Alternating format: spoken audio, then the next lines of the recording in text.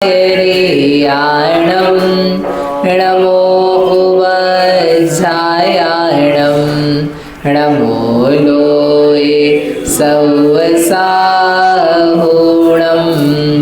येनात्मा बुद्धतात्मैव परत्वेनैव चापरम् अक्षयानन्तबोधाय तस्मै सिद्धात्मने नमः। समाधि तंत्र में ये बता रहे हैं कि किस प्रकार से इस आत्मा का तत्व उपलब्ध हो जाता है।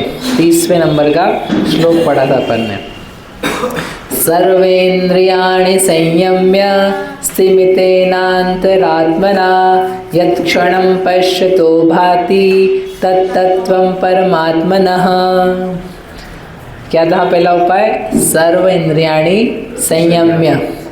तो क्या अर्थ बताया था कि सारी इंद्रियों को संयमित करके। क्यों संयमित करके?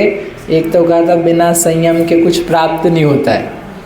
बिना संयमित हुए, बिना अपने आप को इधर उधर भगाए कुछ प्राप्त नहीं होता है, लौकिक हो चाहे पारलौकिक। एक दूसरा, इंद्रियां से जो जाना जाता है वह स्पर्श रस आदिक होता है, इसलिए नहीं जाना जा सकता।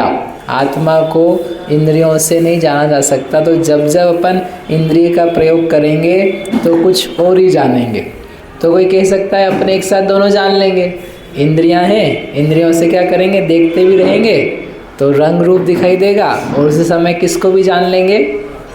अपनी आत्मा को भी जान लेंगे। हम खाते भी रहेंगे, उसका टेस्ट भी जानते रहेंगे, और क्या जान जाएंगे साथ में? आत्मा भी जान जाएंगे। ऐसे दोनों काम हम एक साथ कर लेंगे। तो इसलिए संयमित क्या करने की आवश्यकता नहीं है।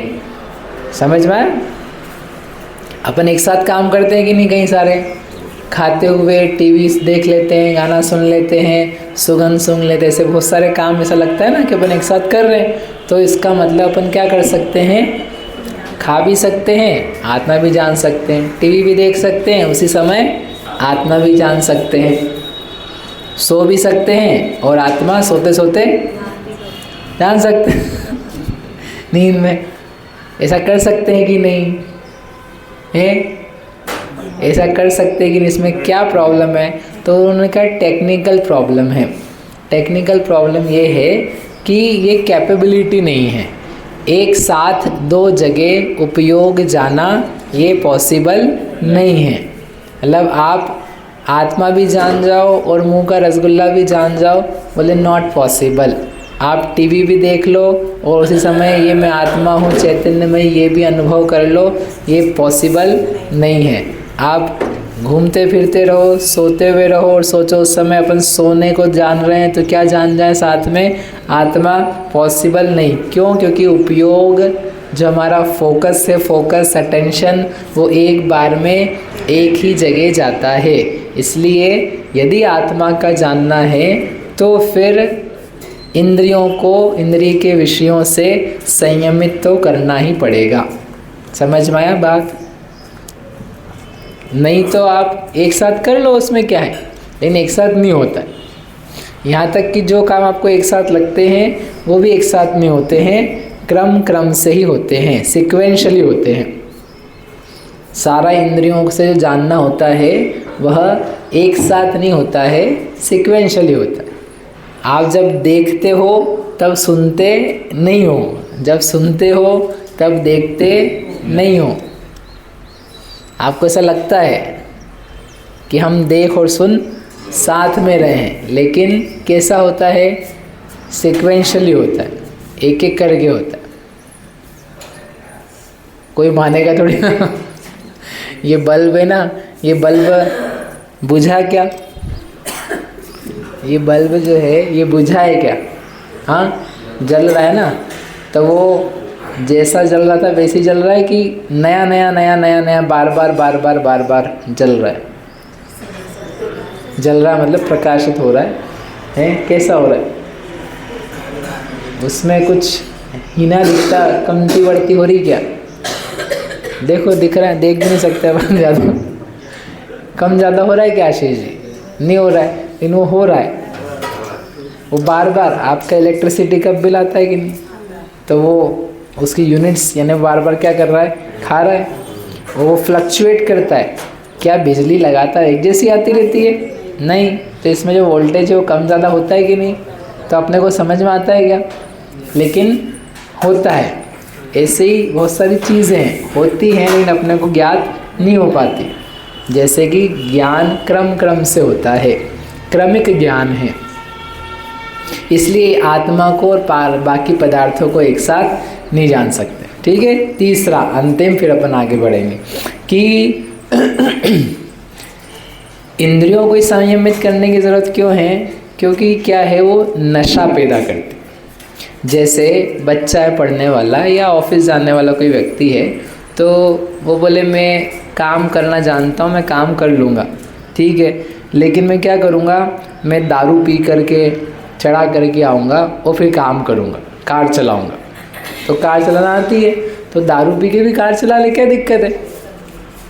राजकुमार जी, कोई व्यक्ति दारू पी के कार चलाए तो कोई दिक्कत है क्या?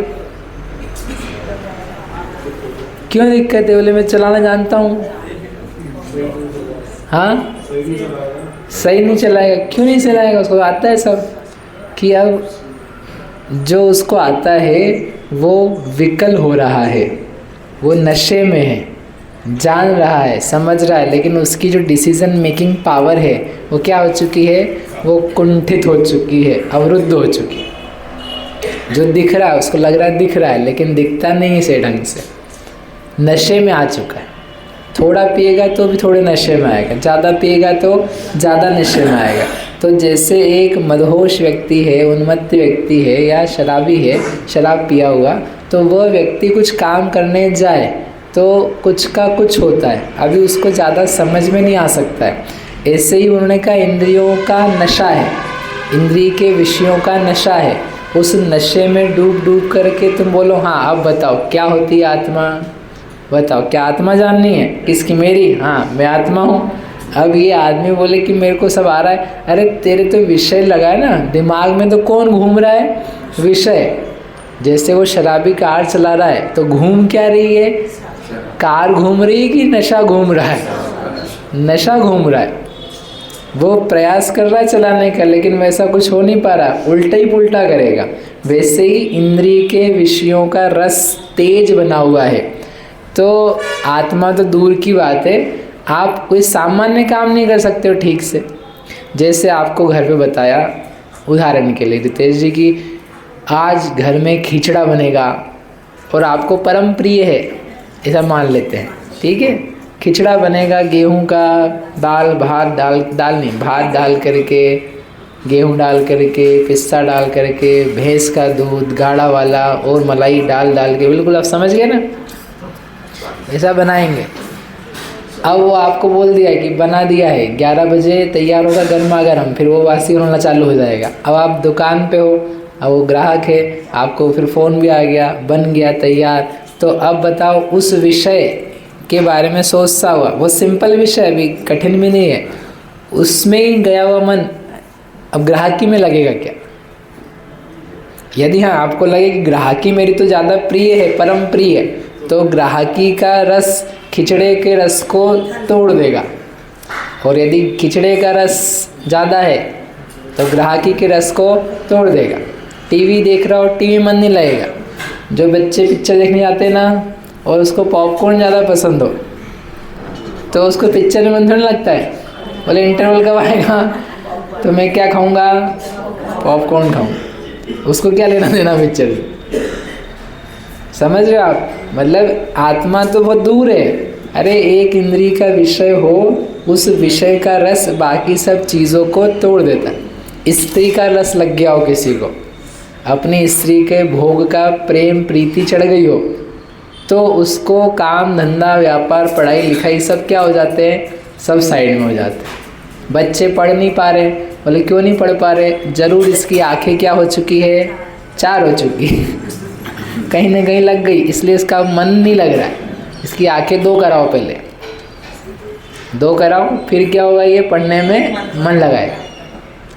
तो पढ़ाई लिखाई जबकि महत्वपूर्ण है, जानता भी है। तो जब लौकिक चीज़ें ऐसी हैं तो फिर आत्मा तो उससे बढ़ कर के,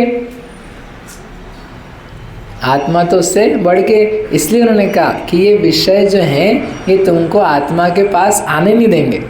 शराबी व्यक्ति गाड़ी चलाता हुआ घर तक पहुंच नहीं पाएगा, कहीं ना कहीं ठुकेगा या पुलिस पकड़े, कुछ तो होगा, तुम्हारे सब काम रुकेंगे। इसलिए ये नशा पैदा करते, इंद्रियां नशेली है, विषय जो है ना, विषय नशा पैदा करते, उन्माद, लिखा है शास्त्र, उन्माद पैदा करते हैं, पागलपन पैदा करते हैं। विषय विष, उसको किसकी उपमा दी? विष, विषय विषयेशिता, विषय रूपी विष की इच्छा क्या काम की है? वृथा विषयेशिताम, विषयों की इच्छा व्यर्थ है। समझ में नहीं आ रहा किसी को? क्या बता रहे हैं कि इंद्रियों को संयमित करो, तो क्यों संयमित करने की ज़रूरत है? इसलिए आप देखो दिगंबर मुनिराज है, सारे इंद्रिय विषयों का त्याग किया हुआ। क्यों? क्योंकि हमारे पास एक ही काम, हम एक ही चीज़ चाहते हैं कि हम निज आत्मा की ही प्राप्ति करें। तो वो हम साक्षात उस रूप में आ गए हैं जहाँ कोई इंद्रिय का विषय हम ग्रहण नहीं करते हैं, जो मिलता है उसमें संभाव रखते हैं। स्पर्श का, रसना का, घ्राण का, चक्षु का, कर्ण का कोई विषय नहीं रखते। ऐसी उत्कृष्ट दशा को प्राप्त किया है। तो इसका मतलब सही लिखा आचार्य महाराज ने कि आत्म तत्व को देखना है तो क्या करना है? इंद्रियों को संयमित। तो फिर हम साधु बने, साधु बनो तो अच्छा, लेकिन नहीं बन रहे जब तक, तो कुछ देर के लिए, कुछ समय के लिए, घंटा 2 घंटा इंद्रियों को संयमित करके अपन बैठे कि हाँ मैं 5 इंद्रिय के विषयों का त्याग करता हूँ। अब बस मेरे पास मन बचा, बैठे अपन शांति से ध्यान के लिए, तो उस वक्त अपन ठंडा गरम देखेंगे, रूखा चिकना देखेंगे, बैठ गए लगा करके अपना, मुंह में भोजन, मुंह में पान गुटखा, क्या बैठ लगा के बैठेंगे? कुछ भी नहीं। सूंघने के लिए, आंखें खोल के क्या देखने के लिए, क्या गाना बजाते हुए, कुछ भी नहीं कर रहे ना, आप समझे? ध्यान के लिए जैसे ही बैठे वैसे ही क्या किया सुनील भैया? 5 इंद्रिय के विषयों को तो तत्काल त्याग किया। अब क्या बचा? मन बचा। तो उसके लिए आगे लिखा है स्थिमितेन अंतरात्मना, अंतरात्मा यानी मन, जो अंतरात्मा है जिसके द्वारा भीतर से जाना जाता है वो है मन। उसको क्या किया? स्थिमितेन, उसको स्थिर किया, उसको उसके विषयों से निवृत्त किया, उसको ठहरा करके फिर जिस क्षण में यत् क्षणम पश्यतो, जिस एक निर्पल के लिए निर्विकल्प स्वरूप आत्मा को देखता है, वह ही तत्तत्वम परमात्मनः, वह ही उस परमात्मा का स्वरूप है।